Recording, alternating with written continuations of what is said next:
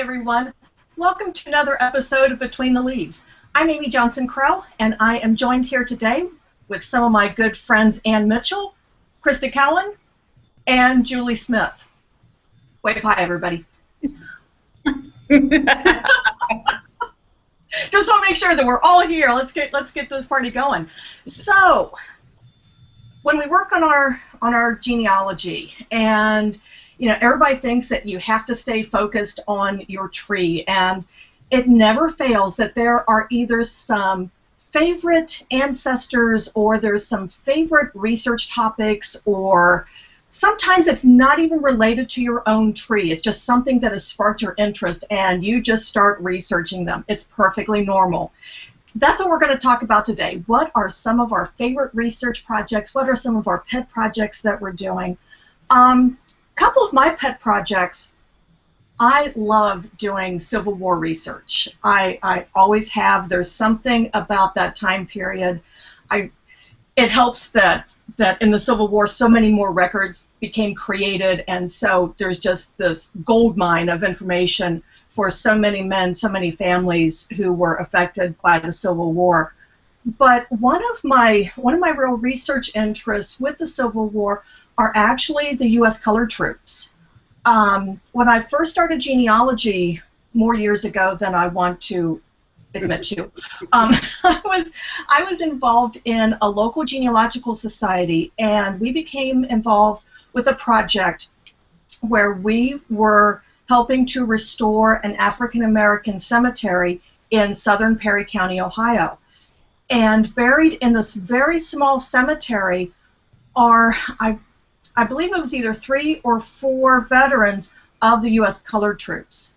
And that was the first time that I'd ever been exposed to that. I kind of heard that there were African Americans who had served, but I didn't know anything about them. And as the project went on and we were researching these men and researching their families and reconstructing their families, because the families had become scattered in a couple cases, it was just really fascinating to me what these men had gone through, first to be able to serve, and then what they went through in the service, and then what they endured after they served. And that was something that I picked up then later when I was in college and I was doing a senior thesis.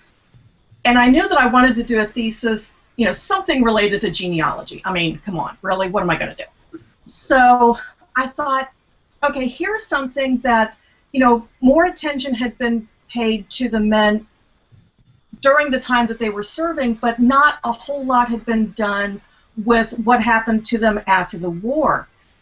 And as I started researching this group, I focused on a group of USCT veterans who were living in Springfield, Ohio. So not the same group in the cemetery, but another group that had sort of congregated in the Springfield area. And as I was going through their pension files and things like that, and so it was so much harder for them and their widows to provide the documentation that the Pension Bureau kept asking for. And even though the Pension Bureau had sort of relaxed some of the documentation rules regarding marriages and things like that, it just seemed like there was a lot more that they had to go through. There were so many more affidavits. There were so many more what they called special examinations. And it was just a lot more than what I had seen with the pension applications of white veterans. So that's something that I've really been looking at for the past few years. Something else that I've been researching, and this one actually does hit close to home, one of my pet projects is researching deaf Americans. I have a son who is profoundly deaf, but it really wasn't because of him that I started researching this. I used to do client research, and I had a client whose ancestor was in the Ohio School for the Deaf, and it was the first time that I'd really looked at those records, and the records created around those who were deaf and who identified themselves as being deaf and who went to schools for the deaf and blind. There's just a tremendous amount of research, tremendous amount of records that has gone into this. And even for a while I was doing a website called deafbiographies.com, and I was, in my spare time, I was just compiling records, going through annual reports, really exciting things like annual reports, but going through, because there's so much biographical information. So that's just something that I've been playing with over the past few years, and sometimes it affects my family and sometimes it doesn't. So how about the rest of you? Anne, what are some of your favorite research projects or pet projects you have going on?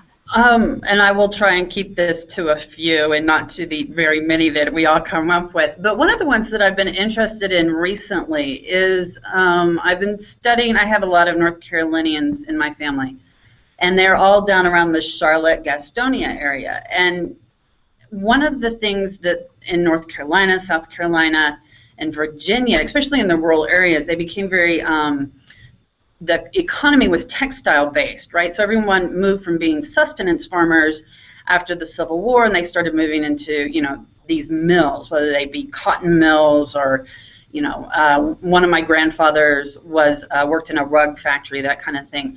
And one of the interesting things that I found down in Gastonia is there was a strike in 1929, the Lorry Mill strike, and this was in a cotton factory or cotton mill, and this is actually the strike. While it wasn't very successful, it started the labor movement in the country. It's been credited with that, and there's a lot that goes on around that particular strike, with people being arrested and the protests that went on and that kind of thing. And while my ancestors did not specifically work in that mill, they worked in the surrounding mills. So it's one of those things where you're trying to put your ancestors in context, right? It's like, it's not just, oh, they worked in a mill and move on. It really caught my eye. How did this affect them, right? Because it must have been huge in that area. If all this discord is going on and all this kind of stuff, you have to imagine that it has some sort of effect on them. Plus, it's just interesting to me. Like the rest of you, I'm quite sure, I love history. So just understanding that and trying to learn more and what their role was in some of this stuff is very important. I also noticed that there were mill towns, right? Because when you see them on the census, they all show up in the Myrtle Mills area, or when you look at them in city directories. So what was that like? Because, we've read about that. I've seen, like, in West Virginia, there were the coal towns where they all lived in those areas where they sort of got paid in scrip, and then they had to use it in the company store. So I'm trying to learn more about that. Is it similar? How did that affect them, and how did that affect their future? So that's one of the projects that I've been looking at. Julie? Krista? I have a similar one, actually, to yours. I am looking into, and I may have told this on another Between the Leaves, but I'm going to retell it anyways if I did. But I have a bunch of milkmen in early Brooklyn, like in the 1820s. Well, actually, there's one couple, and it looks like they're descended from milkmen. So I'm trying to prove out the relationships, but what's really interesting is that when I plot them on a map, they're in this one little section on the western side of Brooklyn across from the river from Manhattan. And when I was reading, I went Styles' History of Brooklyn, and there's a little section in there about the milkmen's dock, and it's right near where one of my ancestors lived. And it talks about how the milkmen, every day they would come in there with their milk, on a yoke, over their shoulders, and they would go and they would get in these little boats. This is the 1820s, and they would cross the river to Manhattan, where they would go sell their milk, and they would come back. And so I'm now obsessed with these milkmen, this little community of milkmen in Brooklyn. So that's been one of my projects. Then another pet project is I like to steal my neighbor's ancestors.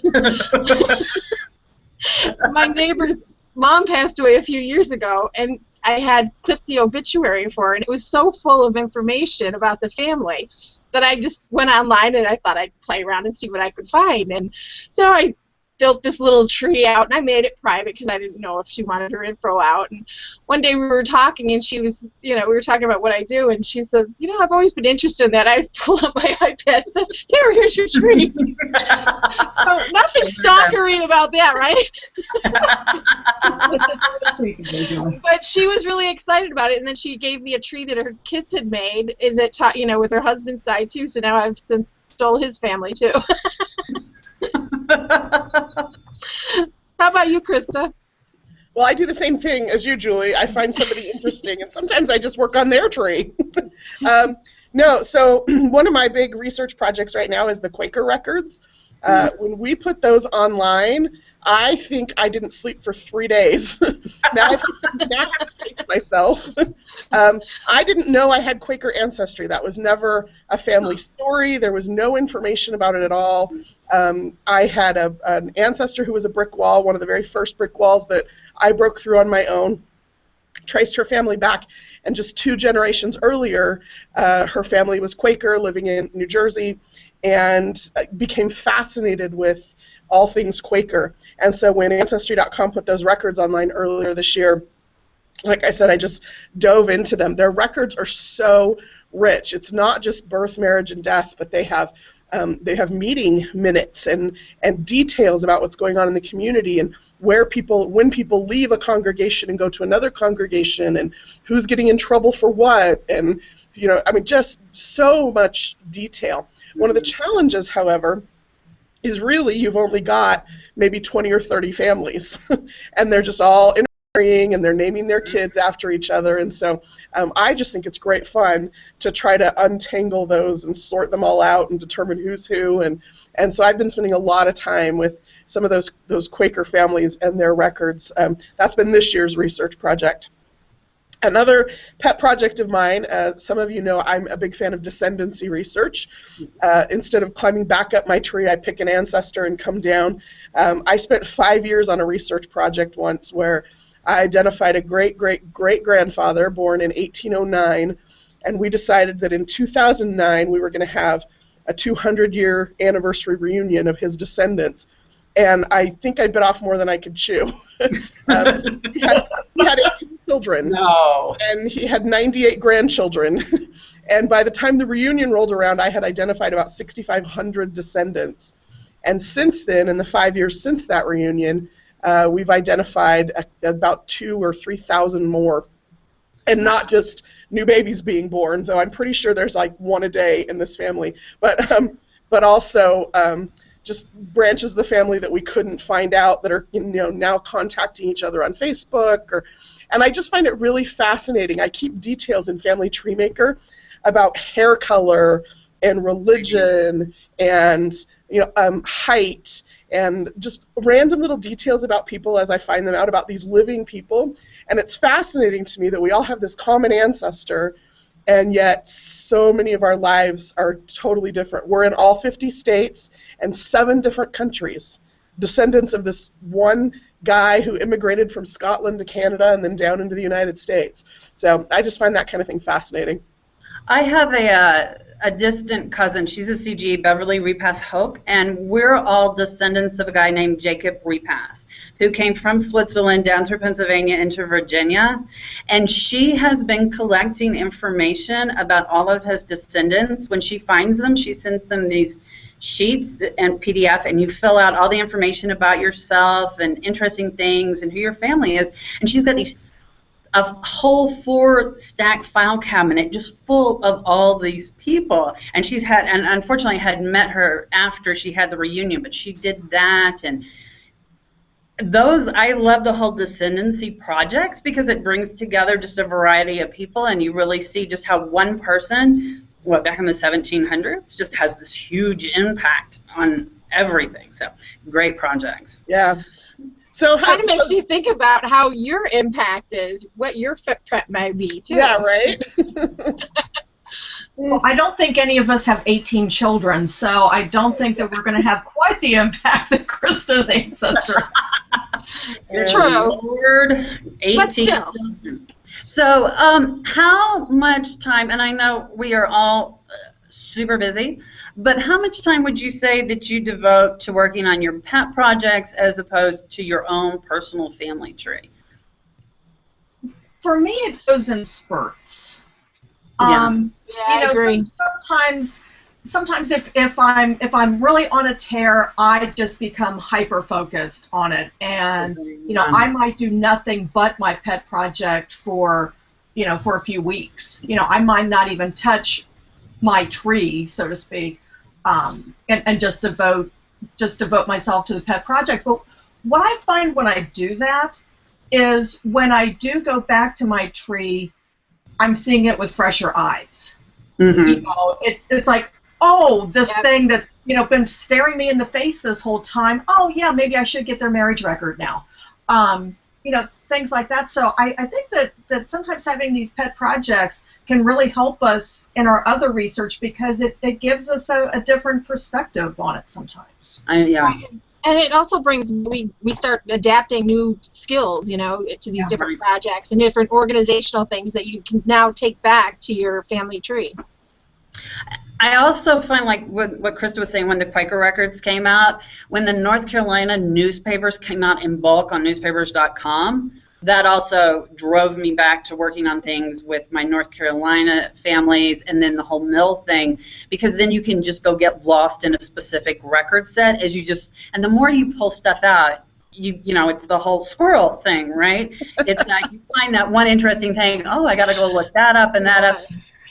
But, I was just in a class with Mark Lowe at FGS, and he made the point, one of the best ways to sharpen your analytical skills is to work on people and things other than your family. And I think that you guys were echoing that, right? It's the going off on a different tangent when you come back. It's so much easier to work on your own family and maybe look at them with new eyes. Mm-hmm. And sometimes it's just a matter of taking that break, right? I think when I'm working on my own research or my own specific project, sometimes you just get so heads down that, like Amy said, you just miss what's right in front of you. And so that stepping away for a period of time, coming back to it with those fresh eyes and the other skills really helps. Absolutely. Absolutely. Right. Yeah, I did the same thing with a picture that my mom had found and with our Dyer family records. And it was just labeled Henry P. Kirk. And he was in a sailor uniform, and so I just wanted to know who this guy was. Was he in my family? And researching him, and again on newspapers.com, I found in the Brooklyn Eagle, I found a ton of articles. He was a fireman. He had dove into shark-infested waters to save a sailor when he was in the service. And I found all of these things, with daring escapades of him climbing on roofs to rescue people from fires, burning buildings. It was like this little superhero that I just stumbled across. And it turns out he really wasn't related to me. He was actually, we think he was probably a neighbor and a good friend. I put him in close proximity with where some of our family lived, and he was about the same age as my great-great-grandfather. So I think he was just probably a close friend of the family's, but just fascinating, the stories and the trail that you go off on. And I learned a little bit more about Brooklyn history, about the fire departments and things like that. So it was pretty cool. Well, and I like that concept of, sometimes we get in this groove of adding people to our tree and finding the records, and sometimes we have to take the time to just really go deep into the story of one person or one family, and sometimes that's all the break we need to then get back to whatever else it was we were doing before.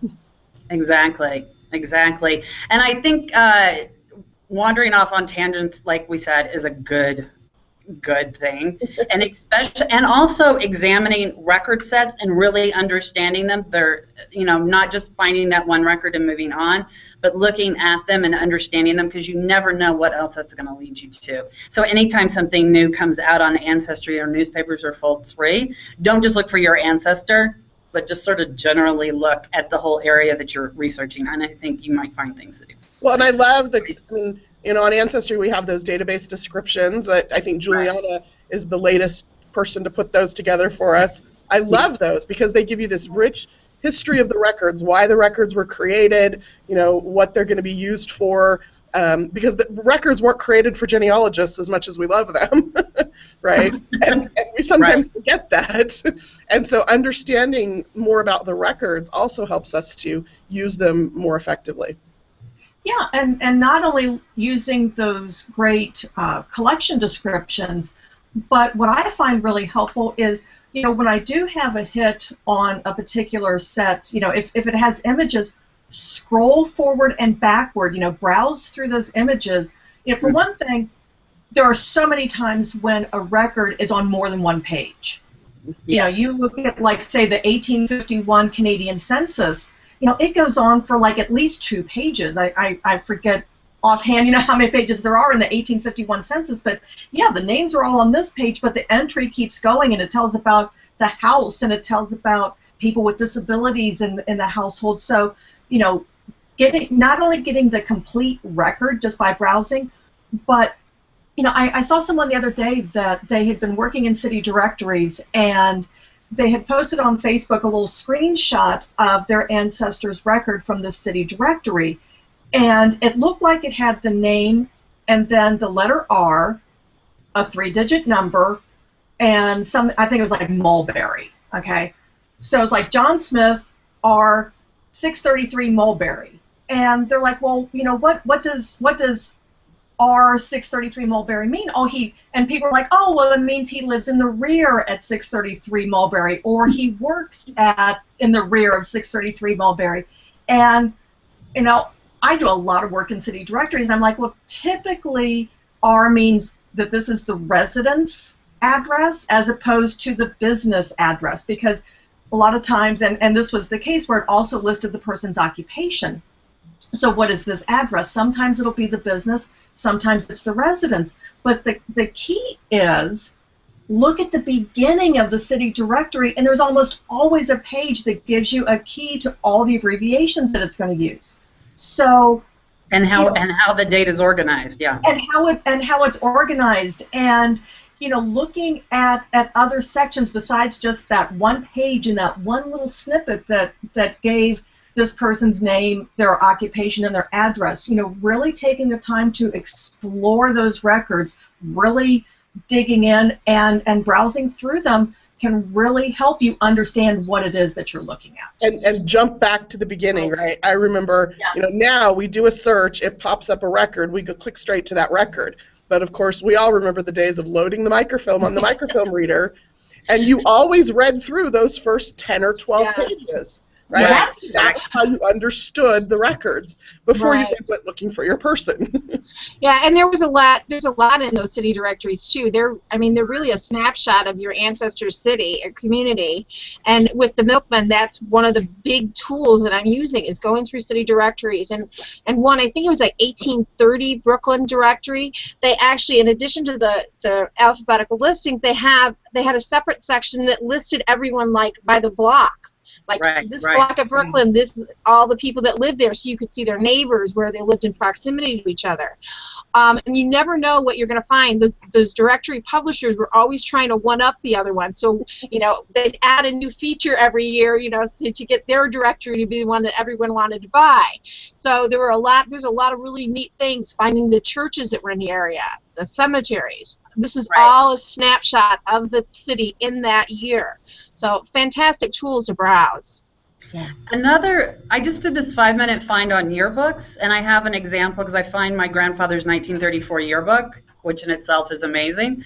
But in a yearbook, you want to go through every page, because you don't know which yearbook we have, who signed it, what's in it, what clubs they belong to. I found this goofy story. You have to go watch the video. It's really goofy about him.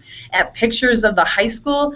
You know, these are things that if you don't scan the entire record set, especially in, you know, things that you might not think of as genealogical data sources, like, you know, but you should do it with censuses, obviously. But you, like you guys said, you never know what you're going to find. And when you stumble across that stuff, you're just like, gold. Your day is made. Yeah, and a lot of the with the censuses too, when you talk about the population schedule or non-population schedules, always scroll forward in them, because a lot of times they have note sections at the end of them that have interesting details about the community. If there was, you know, sometimes you'll find notes where the enumerator wrote that there was an epidemic in the neighborhood or something like that. So a lot of really interesting details you can find that you may not get elsewhere. Another thing, to get back to something Crista said about the Quaker records and how they were just talking about who was doing what and who was getting in trouble, that one stuck out in my mind, because if you read through that, it's like reading the gossip section. Yeah. I know it sounds odd in church records, but I've gone through court order records. You know, and it's like so-and-so was arrested for saying curse words or for drinking too much or for not supporting their illegitimate child. And as you read through those, even if they're not about your ancestor, it gives you the sense of what the community felt was good, was bad, and it's just like reading the gossip section for that small town back in like the 17 and 1800s. And it just gives you the sense of what that area was about. So more context, yeah. Yeah, and all it's about fun. context. It's just Yeah, I think we just launched some of those type of records for Savannah, Georgia, and going through them and writing the description took way longer because I was like, explore, squirrel. you didn't rat hole, did you, Julie? I always do. But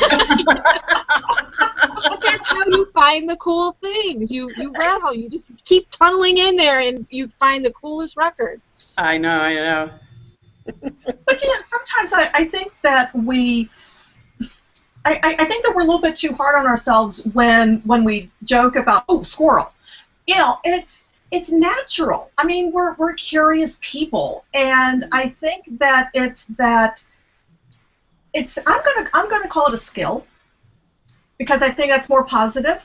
I like that spin. but I think that it is a skill that you can see something and, oh, this is interesting, and you go and you learn about it, and if you're smart, you take lessons away from that. And whether it's new information, adding context to your family, or you've learned a new research skill, or you've learned about a new record group that you wouldn't have necessarily really dug into before just in your normal course of research. So I say that when you feel like that whole squirrel thing, that's actually, it's like the genealogist's spidey sense. You know how Spider-Man has a spidey sense? I think the whole squirrel thing, that's the genealogist's spidey sense. Yeah, that's some of why those I'm sticking to it. Some of those divergents then become your new pet project, right? Exactly. Yeah. And it's full circle. We're right back to where we started. So basically, we all have squirrel skills and genealogy spidey sense. So yeah. I'm going to sign off on that. Yeah. And I think on that note, that's probably a good note for us to wrap up with. Because I really want to go dig into something else now. I know. I know. Yeah, got to go find some more pet projects. So we'll catch you all later. All right, thanks, guys. Bye, guys. Bye.